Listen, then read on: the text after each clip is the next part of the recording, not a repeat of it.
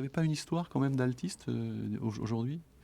Une autre histoire d'altiste? Nous en sommes friands. Vous tenez absolument à ce que je vous en raconte une. Attendez, mais vous avez commencé à jouer du violon ou de l'alto? J'ai commencé à l'alto directement. Ah bon? J'ai commencé à l'alto et j'avais une certaine chance dans la mesure où j'avais de grandes mains et de longs bras et j'ai pu tout de suite jouer un petit alto qui était tout de même un alto de 38 cm de long, ce qui est déjà plus grand qu'un violon. Et il est très fréquent que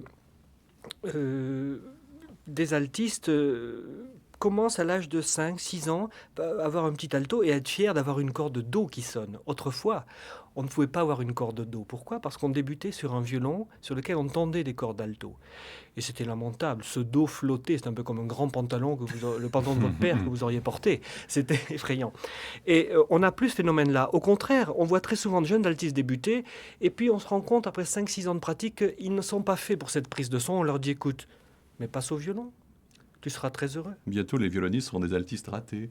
Pas du tout, non, mais voyez un petit peu comme les choses peuvent s'inverser, c'est absolument intéressant. Et qu'est-ce qui vous avait donné envie de faire de l'alto à cet âge-là? Mais je ne connaissais pas l'alto, mais certainement qu'il y a une relation père-fils qui a dû jouer très très fort en ce qui me concerne.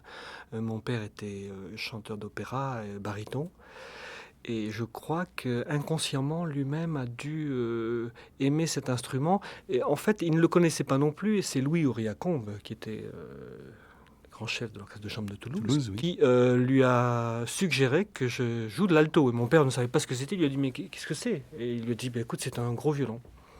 C'est comme ça que j'ai commencé à jouer du gros violon. Mais je peux vous dire qu'on ne connaissait pas l'alto. Moi, j'ai passé 20 ans de ma vie à expliquer ce qu'était un alto. Et vous continuez à le faire très bien. Une petite histoire maintenant alors? Alors je vais vous raconter une de ces petite histoires histoire. dont vous souffrez tous? Oui, elle est exquise et en même temps très cruelle. Ce qui va de pair. C'est un altiste qui donne un récital et il a invité quelques-uns de ses amis. Et c'est un grand triomphe. Et après ce récital, un de ses amis lui dit, écoute, il y a une pièce que j'ai particulièrement aimée et que j'aimerais jouer. Peux-tu me dire ce que c'est? Et l'autre lui dit, mais volontiers, comment veux-tu que je te la définisse, cette pièce? Il lui dit, bah, écoute, elle débute par un tri, je me souviens, elle débute par un tri, et ensuite, c'est magnifique, le thème est très beau. Et l'interprète cherche, il lui dit, écoute, débuter par un tri, je ne vois vraiment pas ce que tu veux dire.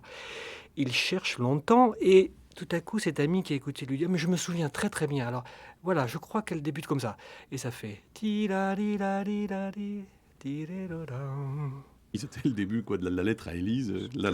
Mais c'est d'ailleurs... Mais est-ce que vous êtes vraiment incapable de faire des tris aussi vite que les violonistes? Non, nous sommes tout à fait capables d'avoir la même technique que les violonistes. D'ailleurs, je dois vous dire qu'il m'est toujours un peu difficile de penser que l'alto ne peut exister qu'en comparaison avec le violon, alors que je suis persuadé maintenant que ce sont deux instruments qui ont chacun leur identité et qui cohabitent merveilleusement, surtout sur le plan de la musique de chambre. Donc, il n'y a pas, si vous voulez, un alto qui se révèle au travers du violon ou un violon qui se révèle au travers de l'alto. Je crois que les deux sont tout à fait définis et occupent une place noble qui est la leur. Et sentimentale.